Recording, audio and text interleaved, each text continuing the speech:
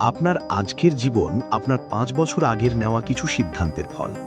আর আপনার আগামী ৫ বছর কেমন হবে তা নির্ভর করছে আজকে আপনি কি সিদ্ধান্ত নিচ্ছেন তার উপর।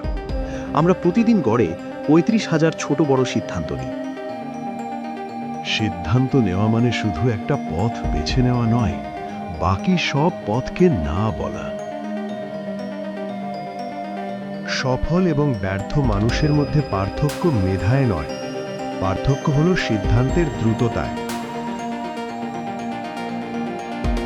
আমাদের মস্তিষ্ক ডিজাইন করা হয়েছে আমাদের বাঁচিয়ে রাখার জন্য, সফল করার জন্য নয়। তাই যখনই আপনি কোনো বড় বা কঠিন সিদ্ধান্ত নিতে যান, মস্তিষ্ক আপনাকে ভয় দেখায়। একে বলা হয় ফাইট অর ফ্লাইট রেসপন্স। আমাদের জীবনের মান নির্ভর করে আমাদের নেওয়া সিদ্ধান্তের উপর, কিন্তু সমস্যা হলো আমরা যখন কোনো সিদ্ধান্ত নিই তখন আমরা আমাদের যুক্তি দিয়ে নয়, বরং আবেগ দিয়ে চালিত হই। সবশেষে নিজেকে সবচেয়ে গুরুত্বপূর্ণ প্রশ্নটি করুন, এই সিদ্ধান্তের প্রভাব ১০ বছর পর কি হবে?